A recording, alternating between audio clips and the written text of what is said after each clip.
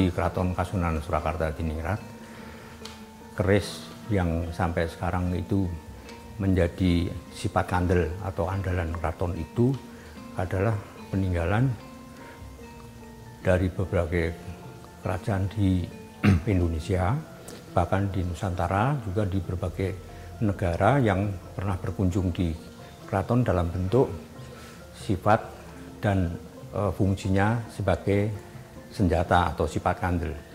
Namun pemahaman pengertian keris sendiri menurut sejarah dan sampai sekarang dipercaya, keris merupakan sesuatu hal yang berkaitan dengan rangkaian kebutuhan kehidupan manusia. Ada 5 hal persyaratan yang dimiliki, antara lain 1, bahwa orang hidup mesti harus punya rumah atau wismo. Yang kedua, berumah tangga atau garwo. Yang ketiga, punya sarana transportasi atau dinamakan juga turonggo, kendaraan, dalam hal ini kuda simbolnya. Keempat adalah kukilo, yaitu bersifat kesenangan, kehidupan. Dan yang kelima adalah curigo, sifat kandel atau keris itu sendiri. Nah, keris itu diketahui sudah kita lihat mungkin di relief candi, namun juga bisa dilihat dari sejarah perkembangan, baik itu keris dari zaman era Jenggolo atau zaman sebelumnya, sampai yang kita ketahui keris di era Singosari yang terkenal adalah keris Empu Gandring. Dari keris-keris itu maka muncul nilai-nilai yang berkaitan dengan nama pembuat atau empunya, serta masa waktu di mana keris itu pernah menjadi sesuatu andalan dari setiap kerajaan. Berbagai jenis macam senjata, termasuk dalam hal ini keris, tapi untuk keris sendiri memiliki nilai yang memiliki perbedaan, antara lain karena bentuk semacam dapur, pamor, namun juga ada nama-nama tertentu yang berkaitan dengan misalnya bahwa keris itu memiliki sesuatu karakteristik yang bersifat nilai-nilai yang dipercaya itu memberikan sesuatu daya luweh atau menjadi kelebihan bagi orang yang memiliki. Di era Mojopahit, keris sangat menjadi suatu andalan di samping beberapa senjata, beberapa perlengkapan untuk perlindungan atau keamanan. Dan ketika di zaman Demak itu sudah mulai berbeda. Walaupun di zaman Demak juga karena ada unsur-unsur Salawat Islam. Di zaman Demak memang juga ada, misalnya ada di sini saya bawakan keris yang ini keris sebetulnya kan dalam kegiatan keagamaan sangat berbeda. Tapi ini di dalamnya ini ada tulisan Asmaul Husna. Jadi ini jelas ada perpaduan antara nilai-nilai budaya Jawa, dalam hal ini nilai-nilai zaman dahulu ada Hindu, Buddha, Kapitayan, namun juga ini berhubungan dengan pamornya atau kita lihat yaitu Asmaul Husna. Nah, tentu saja ini menjadi sifat kandel, menjadi suatu semacam keyakinan bahwa apabila orang memiliki keris dengan nama Asmaul Husna itu sendiri, memahami, memaknai, mengerti tentang Asmaul Husna, itu diharapkan orang nilai kehidupannya akan jadi lebih baik. Kemudian zaman Pajang.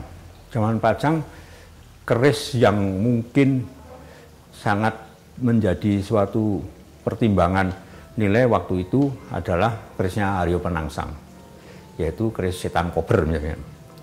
Namun waktu itu setan kober ternyata tidak bisa menandingi berupa tombak, yaitu Kyai Pleret dibawa oleh Danang Sutawijaya.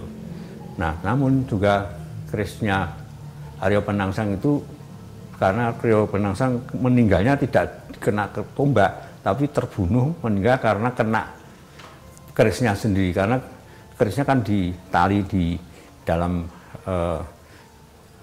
ruang di sebelah penggunaannya itu, ketika ditarik Itu padahal kalau penangsang itu kena ususnya sendiri.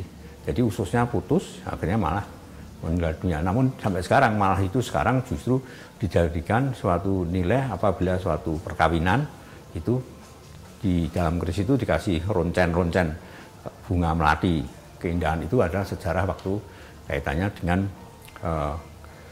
Jipang Panolan dan Pajang. Dalam hal ini adalah Danang Sutowijoyo yang kemudian menjadi dinasti Mataram atau bergelar Panembahan Senopati. Nah, saat Panembahan Senopati ini beberapa empu-empu yang dulu pernah membuat semacam keris mulai juga berproduksi. Makanya dinamakan juga keris zaman Mataraman.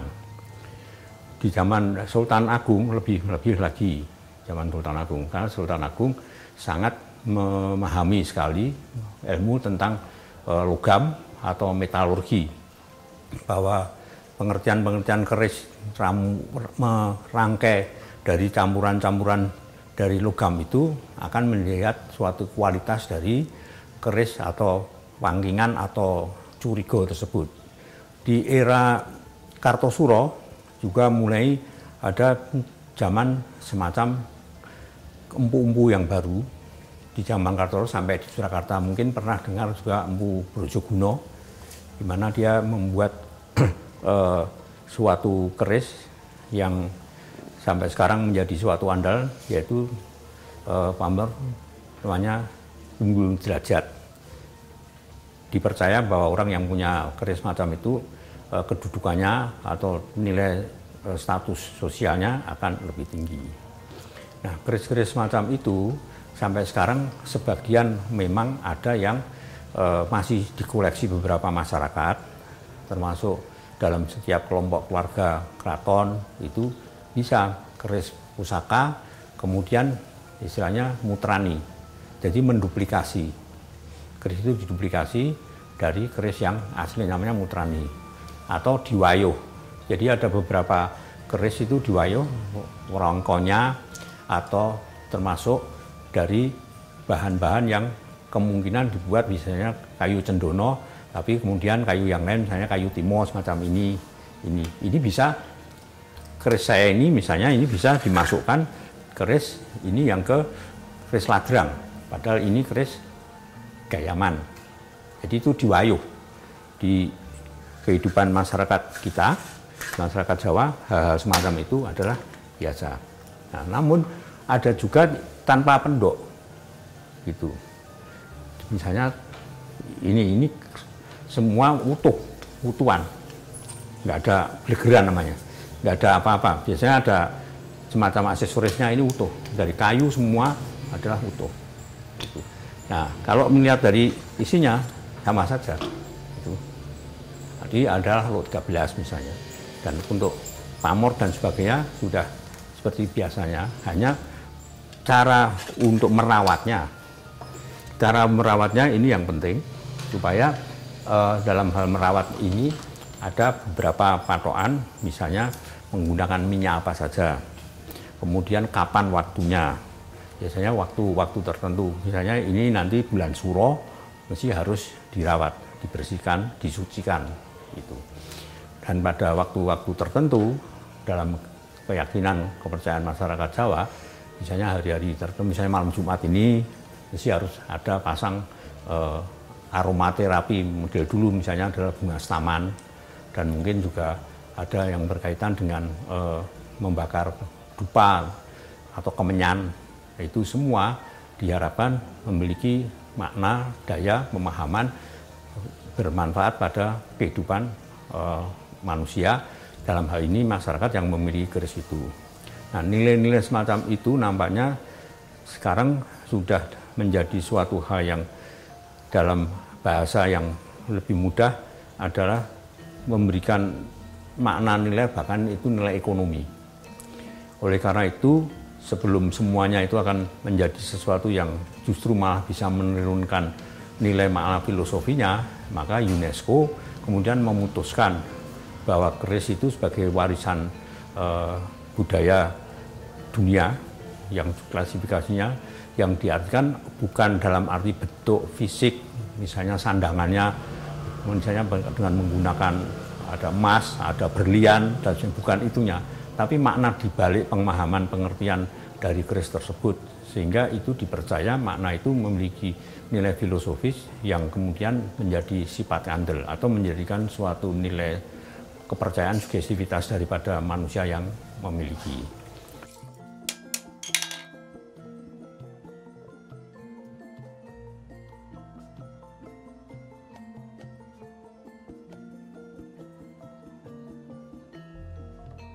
Jadi memang ada pengaruh dari misalnya yang saya sebutkan tadi, ada yang bentuknya 33. Bentuk 33 itu sebenarnya itu sudah pengaruh dari perhitungan agama, dalam ini adalah agama Islam. Maka tadi saya sampaikan itu dengan nama Asmaul Husna. 33 itu perhitungan bagaimana kita kalau wirid atau dzikir biasanya jumlahnya kan 33 gitu.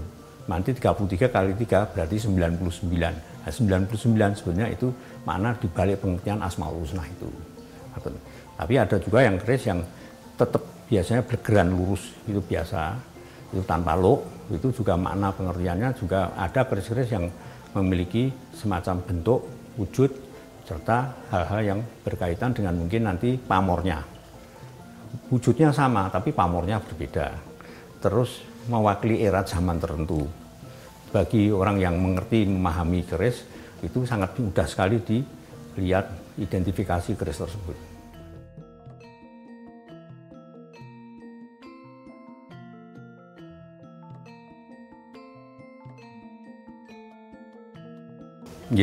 Biasanya pemahaman itu isinya berkaitan, misalnya kaitannya ada di keraton namanya Kyai Sorojondro. Kyai Sorojondro itu 9, bener, ganjil. Maka 9 kenapa? Karena itu berkaitan Babahan Hawa Songo. Jadi manusia itu dalam kehidupannya adalah 9 lubang yang semuanya itu memiliki makna, daya, fungsi sebagai suatu kesatuan dari kehidupan. Nah, nilai-nilai yang berkaitan misalnya tiga berkaitan dengan asal-usul manusia ketika dia lahir dan kemana dia akan lahir. Kalau dalam proses kelahiran, biasanya ada pengertian namanya kakang kawah, adi hari-hari. Jadi kakang kawah itu dari sebelum lahir ada air kawah, itu kemudian di pribadi yang lahir, kemudian yang terakhir adalah adi hari-hari. Nah, tiga-tiganya itu kemudian dirangkai dalam suatu pemahaman makna simbolis. Maka orang mengatakan orang Jawa itu homo simbolikum. Makna-makna simbolis yang terkandung dalam hasil budaya, ciptaannya dan sebagainya itu dibalik itu mesti memiliki nilai pengertian yang berkaitan dengan apa yang dijadikan simbol tersebut. Dalam hal ini misalnya keris.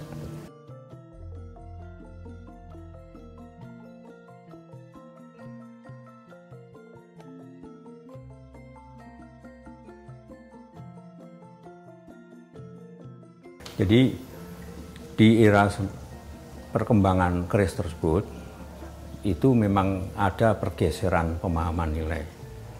Bahkan terakhir ada melekat dengan perwujudan.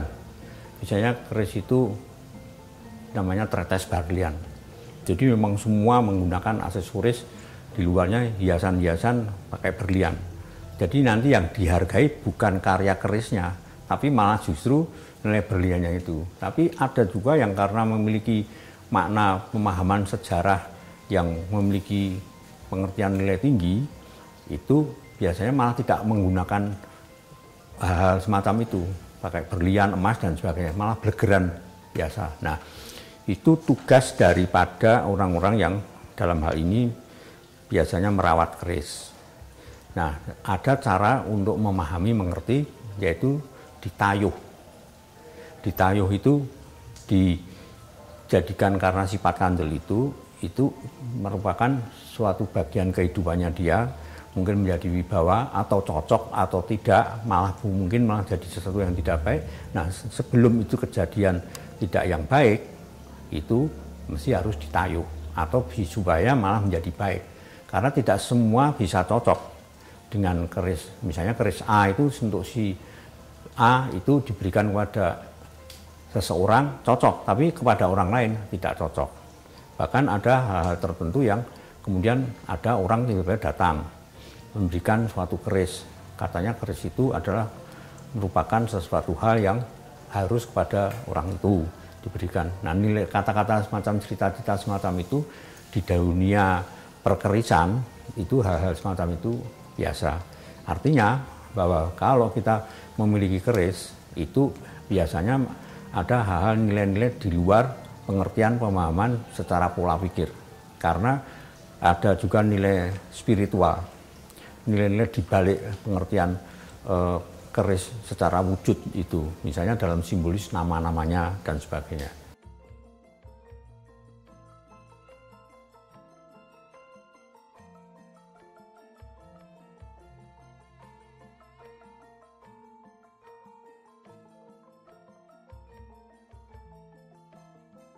Jadi kita melihat kondisi sekarang itu cara sudut pandangnya dalam hal ini agak merupakan sedikit dengan pengertian ilmu pengetahuan. Jadi ada sistematika cara memahami, misalnya apakah semua kelompok budaya dalam hal ini yang dihasilkan suatu produk cipta rasa karsa karya manusia itu dalam hal ini keris itu benar-benar memberikan makna. Sebenarnya maknanya itu di mana misalnya. Ternyata di situ ada nilai-nilai yang misalnya berkaitan dengan bahan logam. Jadi bangsa yang memiliki ilmu pengetahuan tentang logam itu biasanya bangsa itu adalah bangsa yang sudah perhitungannya sudah maju. Jadi bahasanya metalurgi ya. Dan keris itu campuran dari berbagai macam logam, dari berbagai unsur-unsur metal yang kesemuanya itu ada nilai-nilai sehingga kualitas keris itu akan secara fisik bisa dilihat, misalnya yang lentur tapi tidak mudah patah. Oh, ternyata keris itu ada banyak campuran mengandung logam titanium misalnya. Tapi kalau itu kemudian logam itu dijadikan bunyi, misalnya gamelan. Nah, campuran yang paling baik adalah lebih banyak yang campuran perunggu atau juga kuningan. Nah, untuk keris sendiri memang ada logam-logam pilihan, termasuk diambil dari pamornya. Nah, pamor itu adalah bukan batu yang ada di dunia. Batu yang diambil datang dari ruang angkasa, yaitu meteor. Dari meteor tersebut kemudian diramu sehingga menjadi suatu rangkaian bentuk yang kita lihat di keris sebagai pamornya. Sampai sekarang Kanjeng Pamor itu masih ada yang untuk bahan keris itu di Keraton Kasunanan Surakarta. Memang kalau kita akan mencari semacam empu yang stratifikasi dan klasifikasinya itu disesuaikan zaman dulu, memang sangat sulit itu mencari orang tersebut. Misalnya kalau kita melihat keris yang looknya, kemudian melihat bekas pijatan tangan dan sebagainya. Kalau sekarang kemungkinan kecil para empu-empu sekarang bisa kalau dalam keadaan panas, kemungkinan. Tapi barangkali pada suatu saat nanti akan menghasilkan juga keris yang masih bekas pijatan tangannya itu masih ada. Padahal itu kan logam dan bisa dipijat berarti kan dalam posisi kan masih panas. Nah, kalau zaman sekarang teknologi lebih mudah, lebih bisa menjangkau pemahaman semacam itu. Tapi produk yang diartikan sebagai suatu produk keris yang sebagai pusaka sifat kandel itu maknanya bergeser. Tapi dari estetika, nilai wujud, bentuknya mungkin lebih baik dari produk yang sudah ada sebelumnya. Itu.